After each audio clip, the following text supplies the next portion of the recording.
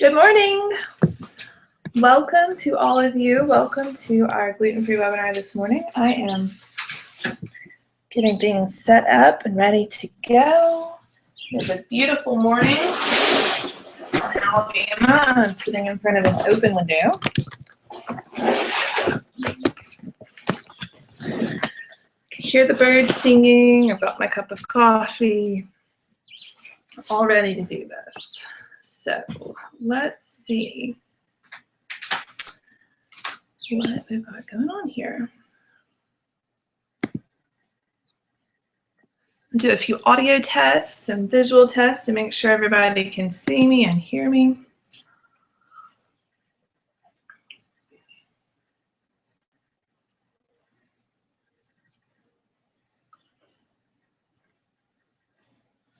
So I don't know if that's working, but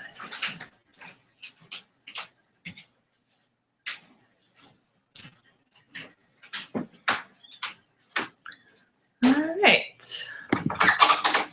Google Hangouts. So the way this works is that you're coming to my webinar and it's on my webpage, but I am over in Google Hangouts. And for whatever reason, the two things don't communicate with each other, so I can't tell if you're here or not unless you use the chat and say hello. So grab your cup of coffee, get everything you need for the webinar, and then go ahead in the chat box that's below the video screen and say hello. Let me know who you are, where you are this morning, what your weather's like, all that kind of good stuff. And we've got 3 or 4 minutes to chat before we get into the teaching part of the webinar. See if I can get these adjusted. I have not figured out what to do so that you can actually see my eyes clearly with these glasses, but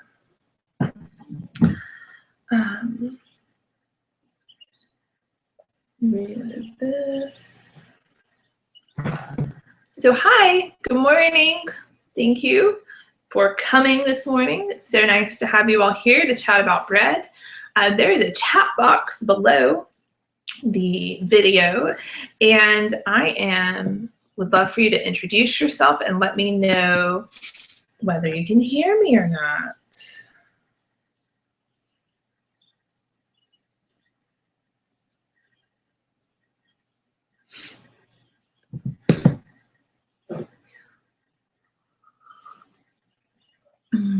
Got my cup of coffee this morning. Got the window open so I can hear the birds. All my people are fed and happy, and kids are watching cartoons. It is a perfect Saturday morning here in Alabama.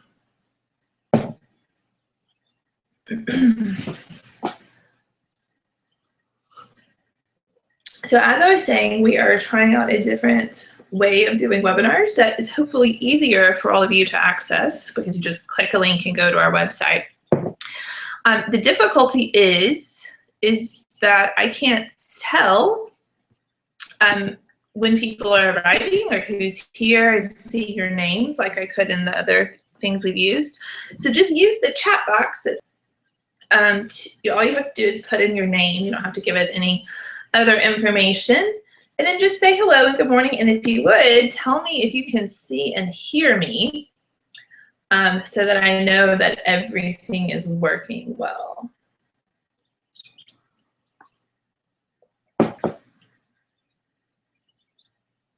You may have to hit play or something like that. Really not sure. We've got about 1.5 minutes left until we're going to get started this morning. We're talking about how to diagnose your gluten-free bread disasters, and even more importantly than diagnosing them, how do you fix them so that the disasters do not happen. So I'm just checking back through my things, trying to make sure I've got everything working right. It says it is being shown to all viewers.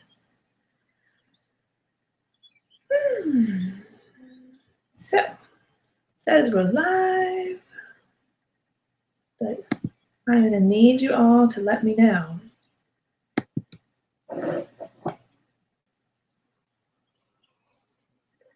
Good morning. Welcome to those of you who are just joining in. We're about a minute or so for getting started. I am Mary Frances Pickett, creator of Gluten-Free Cooking School, and your teacher this morning. There is a chat window right below this video, and that is very important. That is the only way that I have to communicate with you. And I would love it if you would let me know that you're here. Sign in, say hello, let me know where you're coming from this morning. And as soon as I get a confirmation that you can hear me, we'll get started.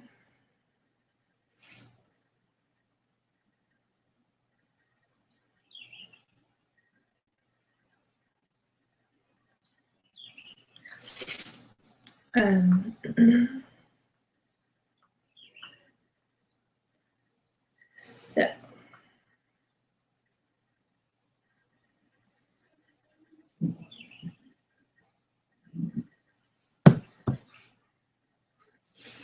All right, since we have 3 people on, hey Grace, how are you? Grace, can you see and hear me?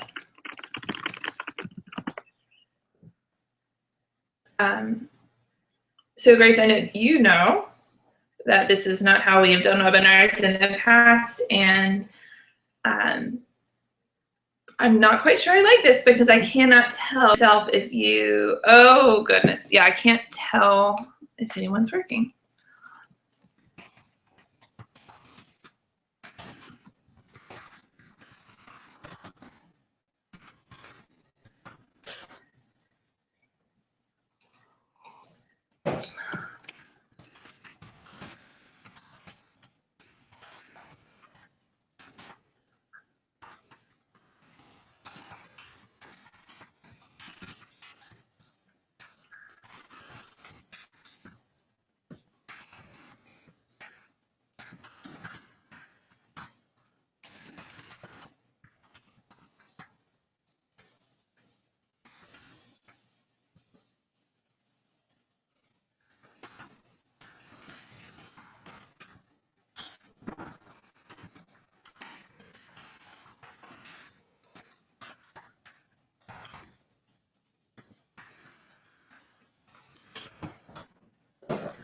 All right, let's see what's going on.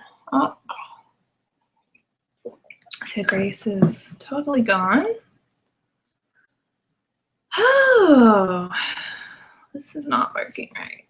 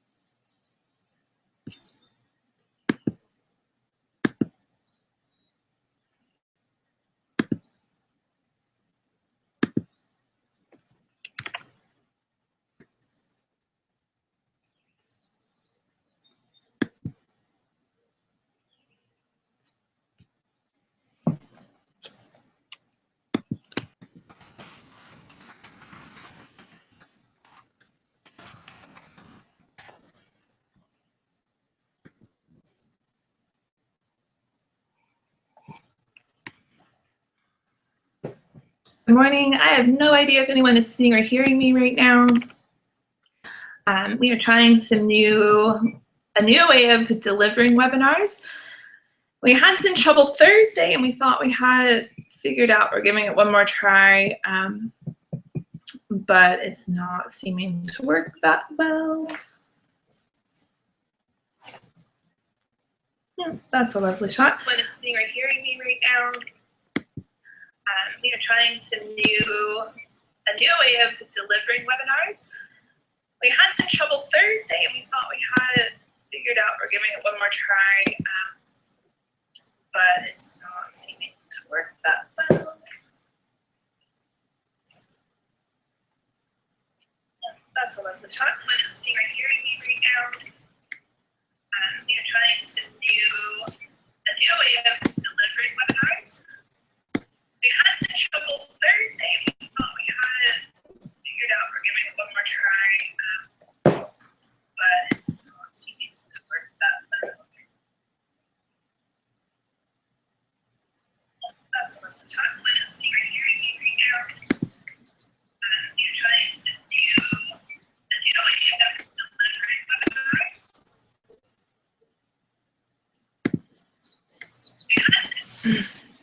All right, good morning. It is 10:04. I'm going to restart this thing.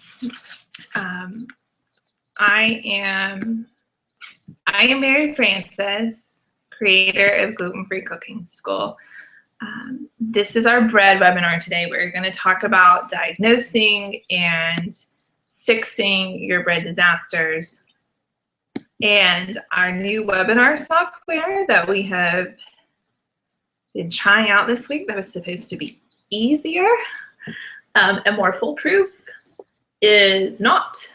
So I am just updating the webinar page to give you a link directly to the YouTube Hangout so that you can watch this. And then I'll get started and we'll just go from there, and hopefully you'll be able to find me this morning. So please just bear with me a moment longer. I'm trying to get a link set on the page, and it's not wanting to update properly. A link update.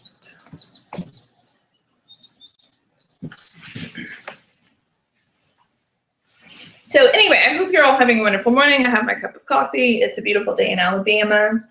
I'm sitting in front of an open window. I can hear the birds singing. And okay, I've done the best I can do on that. I'm going to switch over to Google Hangout so I can see myself and hope for the best.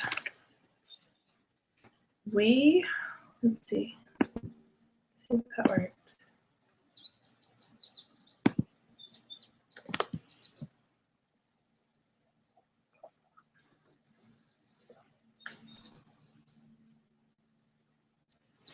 Okay,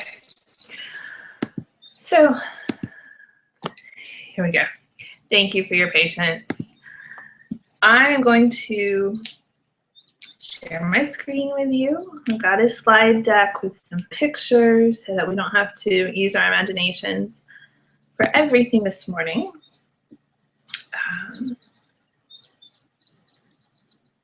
We'll get that going and we'll get started. So I'm sorry for the delay. Hopefully it's given you time to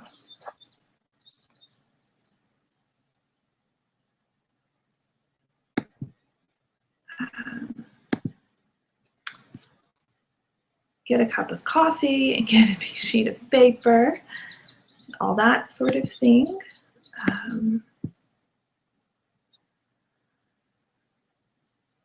All right, this is present to everyone.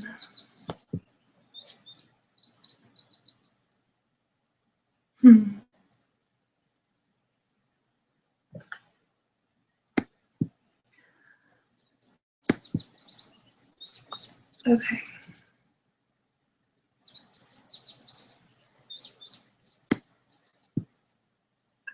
Can you even, okay, I hope you can see my screen. It looks like a huge mirror image of thousands of iterations. And what am I going to do to get out of this? Okay. I hope I didn't kill that. All right, here's our thing.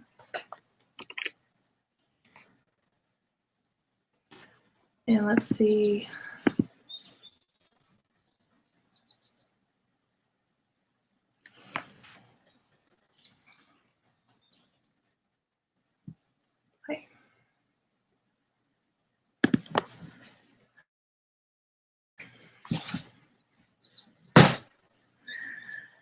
So, diagnose and fix your gluten-free bread disasters. Sounds like I need to watch a class on diagnose and fix your webinar issues.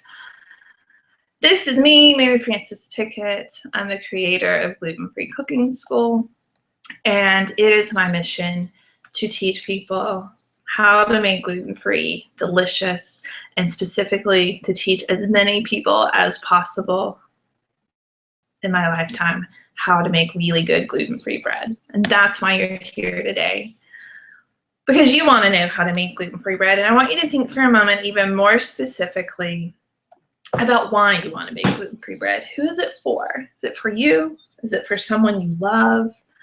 Can you imagine a time in the future when you and that person will be, or maybe it's just you'll be enjoying gluten-free bread? Like what is that situation?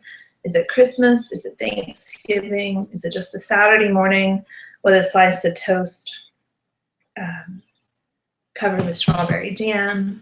What does it mean to you? What would it do for you to be able to bake gluten-free bread? I want you to keep that image in your mind as we go through this webinar, but also as you learn to bake gluten-free bread. Let it be your inspiration that drives you. So this is a cheat sheet that we'll be working through today. You all should have this, but if you need to pull it up on your computer or need to print it out, this is where you can go to get it. So it's just go to your enter URL to bit.ly/60-second cheat sheet, and it will pull right up.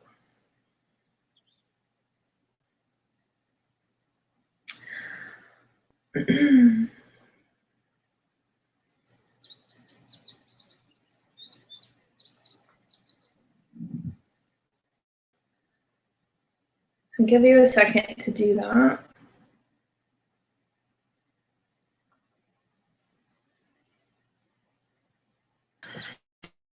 And let's go on. So you're going to grab a paper and pen. I think you're going to want to take a lot of notes today. And this is our plan. We're going to work through the cheat sheet. And we specifically tell you what should be happening while you're baking bread and then why things go wrong. We'll have 3 action steps that will immediately improve your results. Some misunderstandings that trip up everyone. I'm going to tell you about the 7 secrets to bread that works every time and how you bread baking and get help so that you can really speed up the amount of time. Speed up how quickly you can learn to make bread and learn how to prevent failures so that it's not like a multi-year process to learn how to bake bread. And then we'll have question and answer time. And I'm really hoping that we'll be able to work through some specific.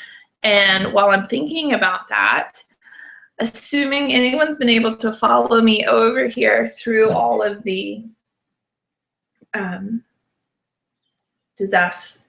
technology disasters this morning, I'm assuming that you're now over on YouTube watching this live, and there should be an area below where you can comment. So let me know what your experience so far has been with the 60-second cheat sheet.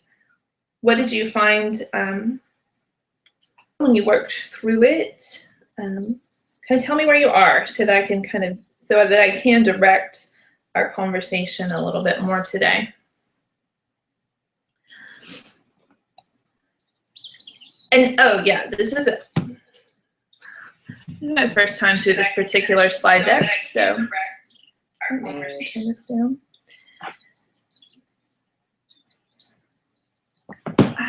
What were you thinking caused your bread disasters? Now that you've seen the cheat sheet, you kind of have a little bit more of an idea. But what were you thinking caused your bread disasters? They're really only 8 reasons that bread fails. 1, the recipe is poorly written, in which case it's not going to work unless some adjustments are made. 2, substitutions are made that don't work. That's a really frequent one. The yeast is not activated or it's killed. A lot of people think this is the reason that their bread doesn't work, but it's actually not very common at all. Yeast, at least in the US now, is made so that it is hard to kill.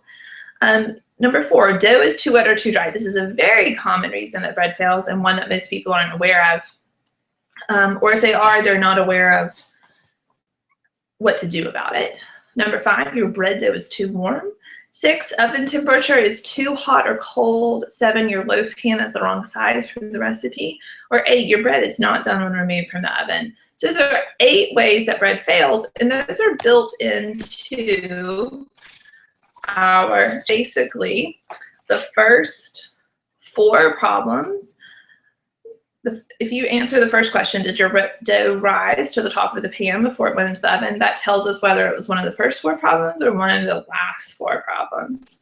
And there are 3 action steps that you can take immediately that will prevent most of those 8 ways from ever happening. And this is really how you simplify baking bread. Number 1, you start weighing all of your ingredients. Number 2, you use thermometers to measure temperatures. And 3, you get a nice thick baking stone for your oven. So here are some of those tools that I just mentioned. You can see my baking stone is out. Usually it just lives in the oven, but I had it out here just to take this picture. Under my mixing bowl, you see my digital kitchen scale. And then beside the loaf pan and on top of the baking stone is my digital probe thermometer. These are what I would consider essential tools for gluten-free baking. So what should happen when you bake a loaf of bread? Baking bread is a chemical, physical reaction. There is a certain order of things you must do, and then the bread should do certain things at each step, and that's what we're going to be talking about today, and it's how you track down what went wrong with your bread. So the first question that I like to ask is, did your dough rise to the top of the pan before it went into the oven? Because the dough rising is the midway point. And so if we can tell right then if the failure has already happened or not, then it simplifies the process of figuring out what went wrong. And last night, this is kind of amusing, I baked a loaf of bread just so that I could take a picture of a properly risen loaf in the pan and insert it here. And I totally forgot to do it. And then I also totally forgot to take out the slide. So a properly risen bread is going to be bread in a loaf pan, and the bread, when you put it in, probably came up about halfway to the loaf pan, and then it's going to double in size and be up at the top of the loaf pan. If it did not make it to the top of the loaf pan, then you're following this right-hand side of our cheat sheet. And so then I ask you, was your dough kneadable? And that's my way when I am working with a student and trying to troubleshoot what has been going wrong, of figuring out whether they actually had a yeast problem or whether their dough is too dry. Because a kneadable dough, kneadable gluten-free bread dough, is a dough that's too dry. So this is really what your dough should look like. And I'm going to turn this on. If the slide will let me. Yeah, there we go. Oh. Whoa. So that you can see. It's very soft. It's much softer than a normal bread dough. And as you're stirring, you can kind of see that the dough is stretching and forming a film. Going back and watch it one more time. And how the dough acts in the crevices while you're stirring it is really what I'm looking at as I'm making dough. So there's the consistency. So what is the deal with dough that's too dry? Why doesn't it work? Gluten-free bread dough, it doesn't, I mean, you know this. It's not like wheat dough. It doesn't have some of the same characteristics. And even though we add a binding agent like xanthan gum, which allows it to rise, to have enough elasticity and extensibility to rise, it still doesn't have enough of those characteristics to be able to rise if the dough is stiff. So you have to give it a loose dough, and then the yeast can pop up the dough and make it rise. It's just an essential difference of working with gluten-free flours. And it's really probably the biggest problem, this discrepancy in how the doughs look and feel for people who have been baking before they go gluten-free. If they're used to baking wheat bread or with wheat flours, whatever kind of wheat it is, they get to this point, they're mixing up the dough and they're like, this is wrong. Their brain is just sounding huge red alarms saying, this is wrong, do something. And even if they know what the dough should look like for gluten-free dough, it's really hard to turn your brain off and say, no, I'm just going to keep going. And so what happens is that baker adds more flour and then adds a little bit more flour. And it's very easy to get the dough too dry so that it doesn't rise. So what do you do if that happens? There's really no good way to save that particular batch of dough. You just chalk it up to a learning experience. It's not going to make a loaf of bread. Even if you put it in the oven, you're not going to get lucky and have it suddenly rise in the oven. It's not physically possible. But what you can do is take that loaf or that dough, and you can make a bagel because bagels use a stiffer dough. You can make pretzels, or you can make a pizza crust. And so that is what I would advise you to do if you find yourself in that situation. And then next time you'll just know you've got to learn. Next time you'll know it's got to be looser, and over time you learn and your intuition adjusts. So what if it is a yeast problem? Every now and then this happens, and a lot of people have questions about yeast. Should they use instant versus active dry? Do you need to proof it? So here are some pictures of what proofing the yeast looks like. And if you haven't been baking, if you don't know if your yeast is good, then yeah, it's a good idea. And in this instance, I'm doing instant yeast. I always use instant yeast for bread baking. And because it's simpler, there are less ways to mess it up. So this is just room temperature water, maybe even a little cold tap water, depending on what time of the year it is. And so you can see how in the first picture on the left, I've just put the yeast into the water. On the second, it's kind of foamy up at the top and the yeast is dissolved throughout the water. Do you need to proof it? No. If you're using instant yeast, you can actually just mix, excuse me, the yeast into your flour, and there's no need to proof it. But if you have a question about whether your yeast is working, or perhaps you're experimenting with alternative sugars and want to know if they will work with the yeast, then yeah, go ahead and proof it. But it's not a necessary step if you're using instant yeast. So question number 3, moving over to the other side of the cheat sheet. These are the questions you're going to ask if your dough did rise well in the pan out on the counter, but then you put it into the oven and something went terribly wrong. Either it didn't rise anymore at all, it just stayed right there at the top of the loaf pan, or it rose beautifully and then fell. Either way, the problem is either with your dough or with your oven. So what should happen in the oven?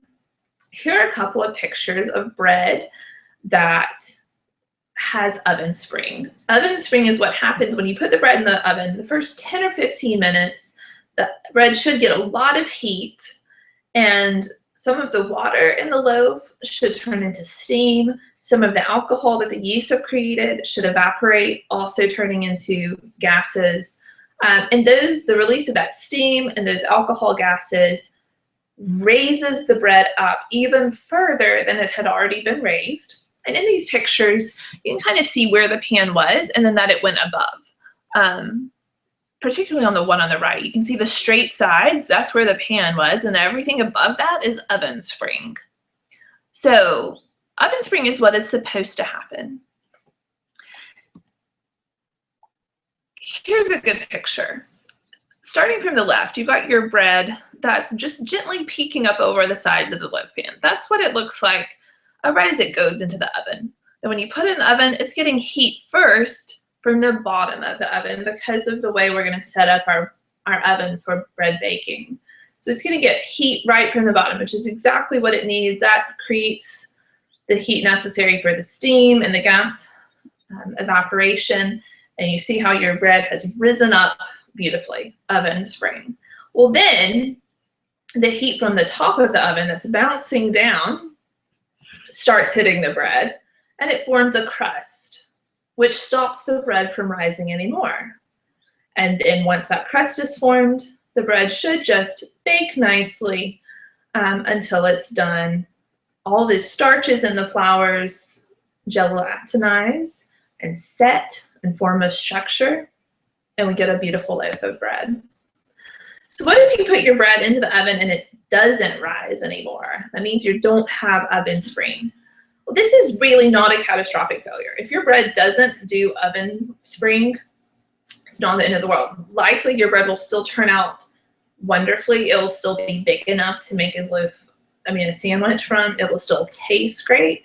It's just like a little clue that not everything is quite 100% right. It may be that your bread proofed too quickly, meaning it rose when it was rising outside of the oven, it rose too quickly. And there are several different reasons that could happen. It might mean your oven temperature is not quite right. Maybe it's not preheated enough. Maybe it's doing something wonky. But really, not the end of the world. And if you're not getting it ovenized, I wouldn't panic, because people who are baking gluten or regular wheat bread, this is something that they agonize over. Do I have enough oven spring? Whoa, it suddenly stopped springing. What am I going to do? So this is a normal bread baking problem, not a gluten-free problem. And it's a problem that is really not worth getting much angst over. What we really are trying for here is just to get a good loaf of bread that looks nice and doesn't fall.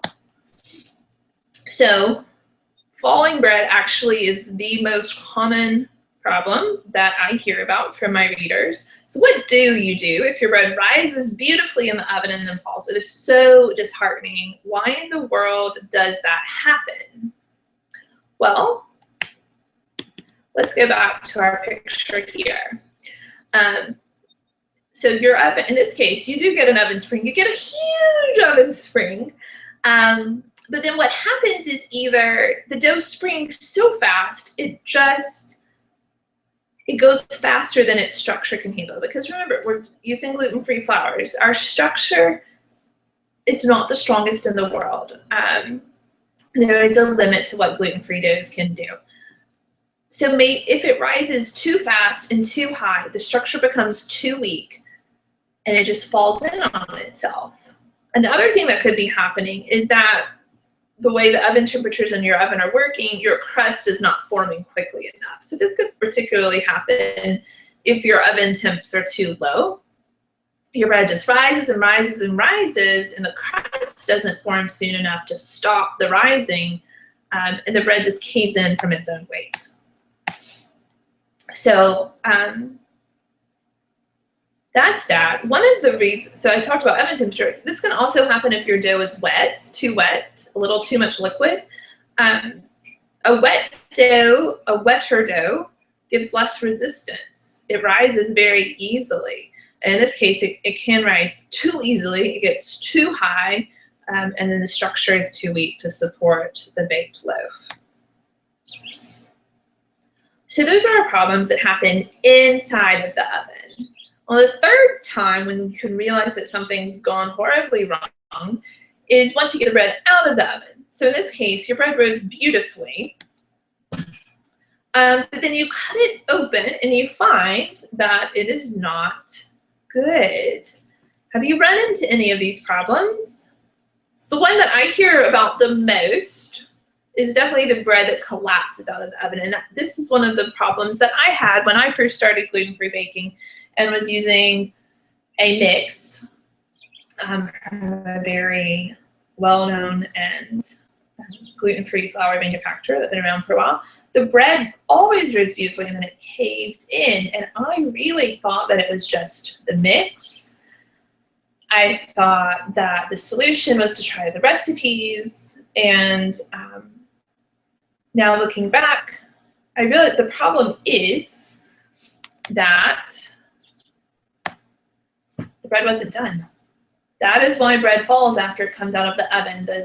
The internal structure of the bread was not completely set. And so then when it starts cooling, there's no structure to the bread and it falls in. So this is a problem of physical science. As your bread is cooking in the oven, it is increasing in temperature. At certain temperatures, certain things happen. And that it starts to set depending on it, at what temperature it sets, depends on the flours that you're using. It can start as early as 180 degrees, but often, depending on the flours, it's not really fully set until it reaches the maximum temperature that a bread can attain, which is 210 degrees. A loaf of bread will never go over 210 degrees. It's physically impossible. If you're up at higher elevations, it actually is not going to get to 210 degrees because the temperature at which water boils is lower. So to prevent bread falling after it comes out of the oven, the key is to just bake the bread until it is done. And we can be sure that it's done by taking its temperature. There's no need to knock on the wood, knock on the bread, judge it by color. There's a very scientific, simple way to take all the guesswork out of it. And if your bread is cooked all the way and it's still risen in the oven, it's not going to fall when it comes out. There's no need to be super careful. I mean, like, I've talked to people who have like these very specific rituals of what they do when they take the bread out of the oven to keep it from falling, and that none of that's necessary. Just cook it long enough. Some loaves you'll get out and they look beautiful and they don't fall, but then you cut them and they have a huge bubble in the top.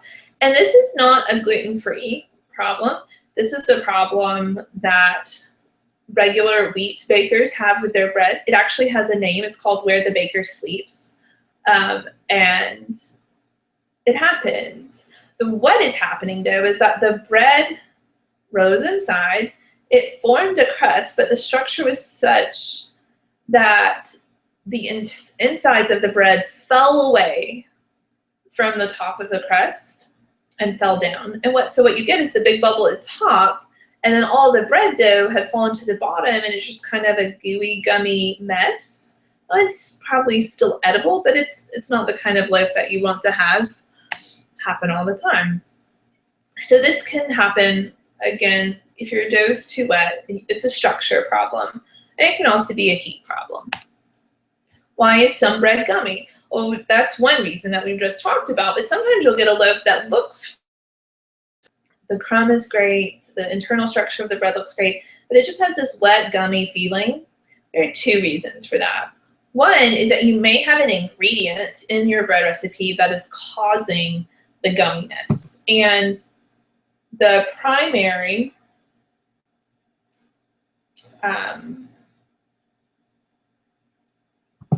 ingredient that causes that are seeds, particularly flax seeds. So if you're using flax eggs as an egg substitute, that will do it. Another reason that bread can be gummy, and this is any bread, not just gluten-free, is if you cut it before it is cooled to room temperature. And I know it's so tempting to cut into the bread. I love hot bread with butter. But when you do go ahead and cut it while it's still hot, there's a cost. And the cost is that the bread doesn't cool out the way that it should. And the end result can be some gumminess. And then the last problem is sometimes you just get a loaf that looks great. Everything's perfect about how it looks and how it works, but you don't like the taste. And this can be particularly frustrating to people. But the thing is that we all taste things differently. And even the same person may taste things differently over time. And the reason for this has to do with taste buds and toxins in our brain. And especially for people who need to be gluten-free, what I'm about to tell you is something I learned from reading the GAPS Diet book by Dr. Natasha Campbell McBride. If you have gut problems or autoimmune problems, your body is creating a lot of toxins. Those toxins get stored in your body because your body just cannot process them all out. The toxins affect how your brain works. they also affect how things taste. So something may taste really bad to you, but later, after some of those toxins have been removed from your body, even a change in your diet from eating a lot of sweet things to removing sweet things from your diet can dramatically change how things taste. But if you don't like the taste of the bread, of course, don't keep baking that same recipe. Experiment with different recipes that use different flours. I know for myself, I don't like to use quinoa flour. I don't like how it smells. To me, it smells like pesticides. So I prefer not to use it. I mean, it smells bad raw, but then even after it's baked, I still feel like I can taste it. So I don't use quinoa flour.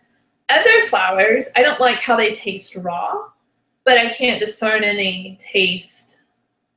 I can't discern that bad taste after that they've been cooked. For me, that's garfava flour. I use this actually strategically. If I'm going to make cookies or cake, and I know that I don't want to eat the batter or the dough, then I use garfava flour, because to me it makes the dough or the batter taste horrible, so I won't eat it. But then the taste is gone once I've cooked them. So there you go. We've been through the whole checklist.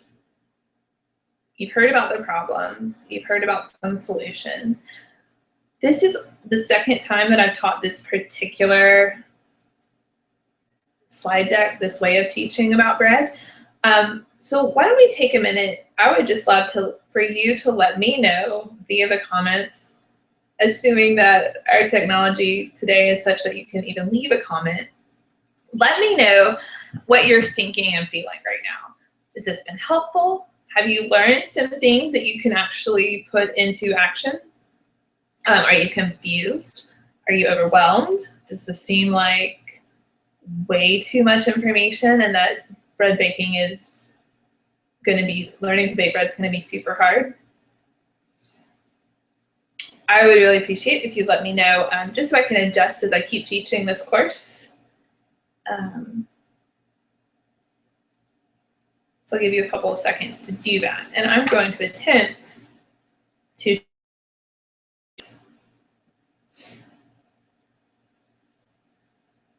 So hey, it looks like 2 people are watching. I think one of them is probably me, but all right.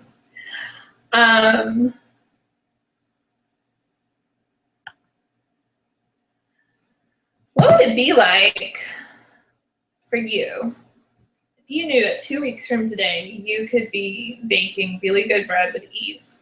That all of these problems that we've talked about today that you knew that wouldn't happen anymore, and that it was easy. If you knew that you could accomplish that in 15 minutes a day, would you?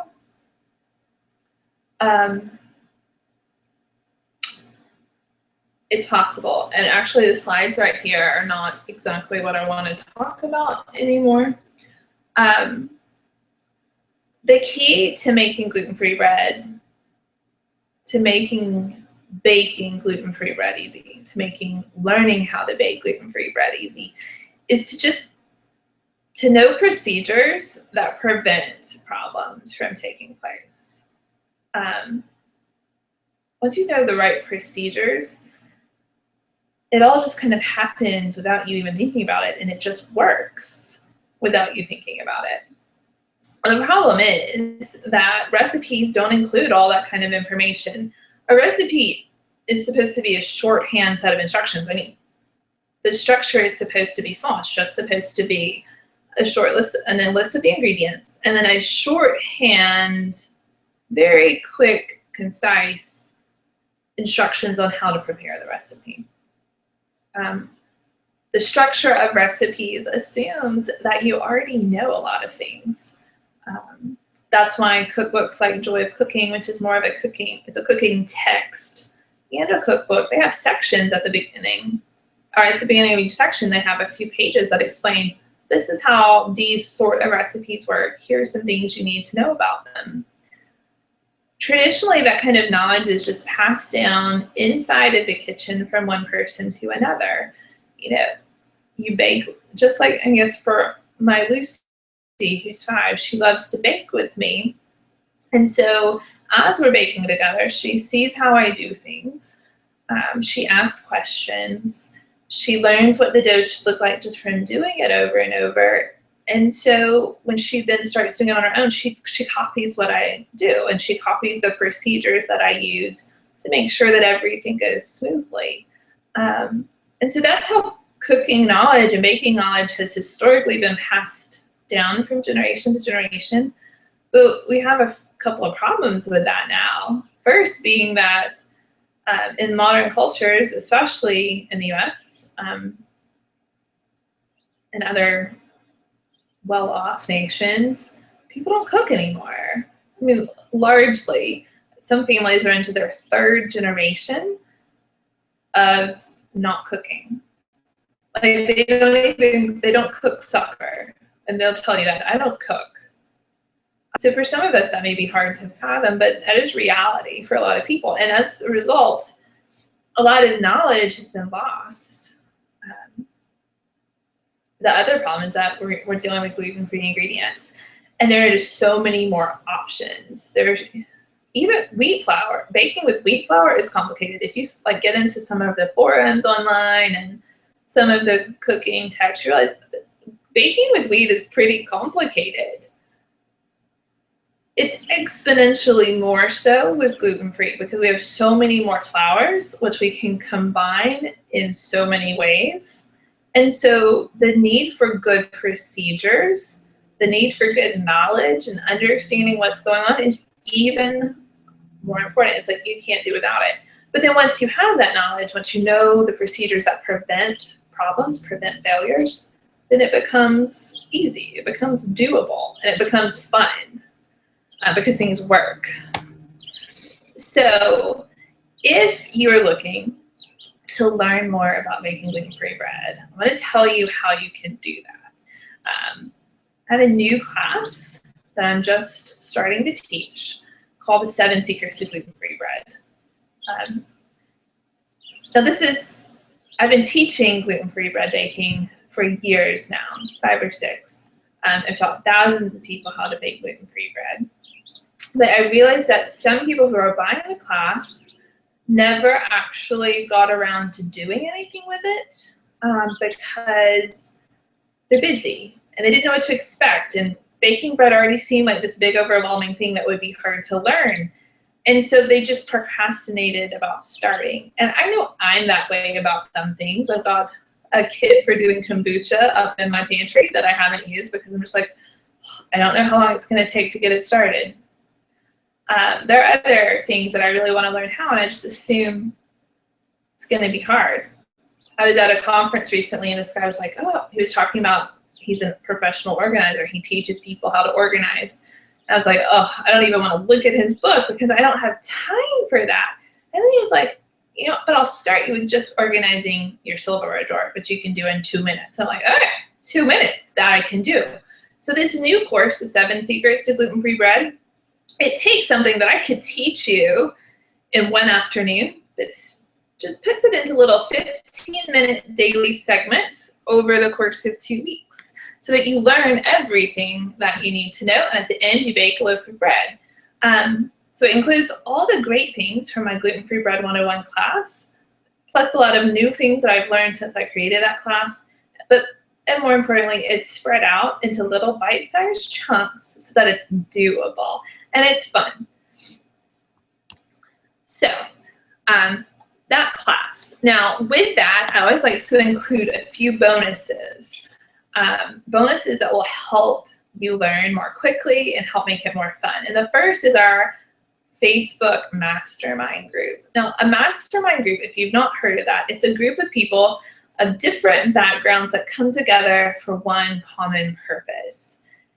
And I know there are so many Facebook groups, and most of them are not helpful at all. This Facebook group is like a family. It's amazing. People cheer for each other, they help each other, and a lot of learning takes place. One thing I've learned over the past 15 years as I've learned to make gluten-free bread is that you learn a lot from the mistakes and from figuring out what went wrong. Personally, when I'm creating new recipes, I don't share them on the blog or in a class until I've screwed them up a number of times, because I want to know what can go wrong so I can teach people how to avoid that. Well, as you're learning something, every now and then it is going to mess up. The thing is, we don't want to have to do all the mess ups ourselves. And with this group, you get to learn from everyone else's successes and from their screw ups. And I have to say, we've had this group going for 3 or 4 years now. We've learned so much together. You know, someone will figure it out and they'll share what they've learned. People have done group experiments because they had, say, a question about, well, what difference does it make what material your bread loaf pan is made out of? Well, they wanted to know. So 4 or 5 people got together. They each had a different kind of pan. They all baked the same recipe and compared results. And then they knew. So like, you can just, I love this group. And here's an example of someone who posted their, well, actually it's their 3rd loaf they made after they took the bread class, because the first 2 loaves got eaten too quickly for photos. And then the second bonus that I want to give you when you take this class is called The Kitchen. And it is our newest subscription cooking class option. It's basically a way to get a lot of cooking classes at a great price. And so after you bake bread, you will, based on my prior experience with students, you will be super excited and you will be ready to learn how to bake some other things that you've been missing. And so once you finish the 7 Secrets class, all you have to do is message me and say, hey, Mary, I'm done. And then I will give you 1 month free access to the kitchen. And then once your free month is over, you can have the option to continue at our charter member price. It's not one of those things where it's gonna like automatically start charging you. You just get 1 free month when you're ready for it. So like when you finish the bread class and you're actually ready to move on to other things, starts. And then after a month, you lose access or you can sign up. So let's see where our time is going. I want to have time for questions. We've been going about 45 minutes. I threw in some testimonials here because I know, I mean, of course, I can tell you good things about classes, but sometimes it's helpful to see what experiences other people have. And one of the things that keeps coming up in testimonial after testimonial is how helpful it is to see the video of what bread dough should look like. So you got a glimpse of that in today's webinar. But in the cooking class, in the 7 Secrets, the last lesson is about a 30-minute high-definition video, step-by-step tutorial video of me baking bread. And we spend a good amount of time with that camera focused right down on the bowl while I'm mixing it so that you can see what the bread dough should look like. I was reading one of Peter Reinhardt's books recently. He is a very, very well-known baker of wheat bread. And even he said that with wheat bread, all liquids in a bread recipe are approximations. You have to adjust the amount of liquid every time based on the dough consistency. So this is not just a gluten-free thing. This is an all bread baking thing. You need to know what that dough should look like. You've got to be able to eyeball it and intuitively know. And so the only way that can happen is from seeing bread dough. But when you're learning to bake gluten-free, you don't have anyone else to watch. So you either have to learn it from trial and experiment, which can take a long time, or this solution, which is to have a bread tutorial so you can watch it. You can load it up and be watching it right while you're baking your bread. So you can compare and get it right. And you can watch it as many times as you want to it really is the thing that is like a light bulb, and it speeds up your learning curve so much. As I said, I've been teaching people how to bake bread for several years, and your success with this class is guaranteed. For the first 30 days, just try it out. If you don't like it, you're going to get a full refund. No questions asked. There's nothing you have to do. Just let me know, hey, Mary, I want a refund. Send your money right back.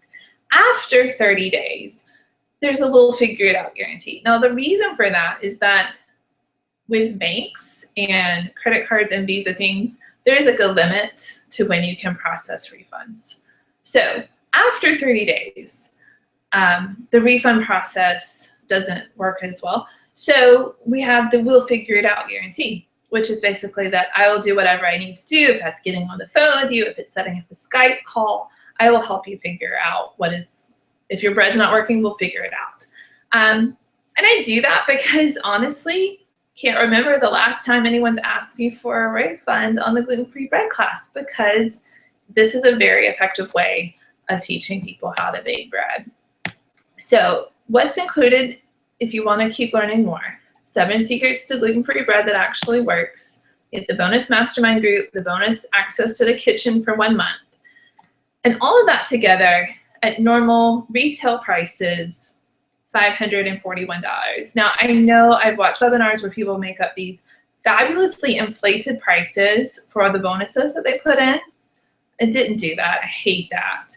These are like real, I went out and comparatively shopped to see what other people are charging for cooking classes, these kind of ongoing coaching groups.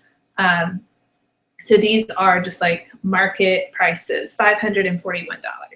But I know that's, I want to teach as many people as I can to bake gluten-free bread. So if that is you, if you are ready to learn, if you're tired of bread that just falls apart, tastes like cardboard, never works, if you're rated and really ready to solve that problem, then you can take this class for $197. But that is not all, because I know that's not all that you need to bake bread well. Remember back at the beginning, I told you the 3 action steps that would solve all of those 8 ways that bread falls. I said, measure your ingredients, take the temperatures of things, and get a big baking stone. Those are the tools that you need to prevent all the problems. So I know that actually going out and buying those things can be what trips people up and keeps them from proceeding. It's something that causes people to procrastinate. And then some people just don't even believe that it's that important. I know how important it is. So I am going to buy you, if you buy this webinar, if you decide to take the class, you've got 48 hours from the time this webinar ends. If you are ready and committed and want to do this, I want to help you do this. And so I'm going to buy your equipment for you. And so this is just yesterday I went and pulled up everything that I'm going to send you into an Amazon cart. Did the very same things that are in my kitchen right now, the same scale, the same kind of baking stone, the thermometer that I use to check oven temperatures, the pan that I use, the digital thermometer that I have right now. I am going to send this to you. This is not something that we sell as a company. This is something I'm just going out and buying retail, sending it to you so that you have it, because I know that you need it to succeed. So, time for questions and answers. While we do that, there's the link at the bottom of the screen where you can go ahead and sign up for the 7 secrets to gluten-free bread. And yeah, that's the end of the slide. So let me go and see what questions I can find, if there are any.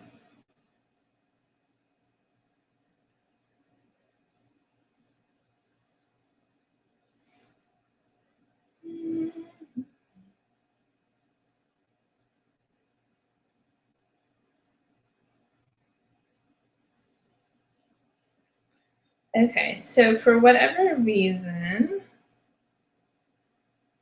I cannot see comments.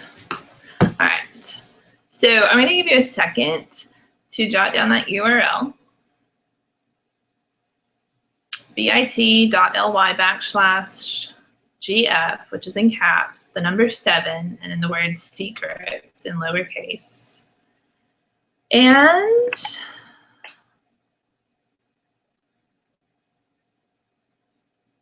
I'm going to try to get back over to another screen.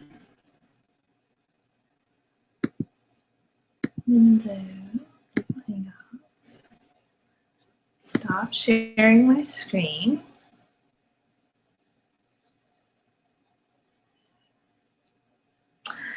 And no, still no chat questions there.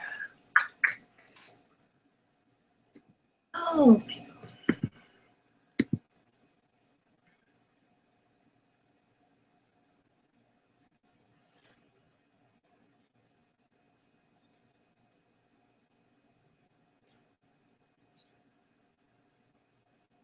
Joan commented and said, I appreciate your expertise and the suggestions. Thank you, Joan. All right, well, I hate that our technology problems have prevented so many people from watching that were signed up. But we will do this again a few times next week, and this replay will be available. So if you're watching this on replay and you have questions, email me, please, and I will answer them, and I'll also print them out and answer them in our next webinar session once we decide on the dates for that next week. But for now, we're getting quite close to an hour. And since we don't have any questions, I'm going to sign off and go enjoy my Saturday. I hope you have a great Saturday and a great Memorial weekend. And I look forward to talking with you soon.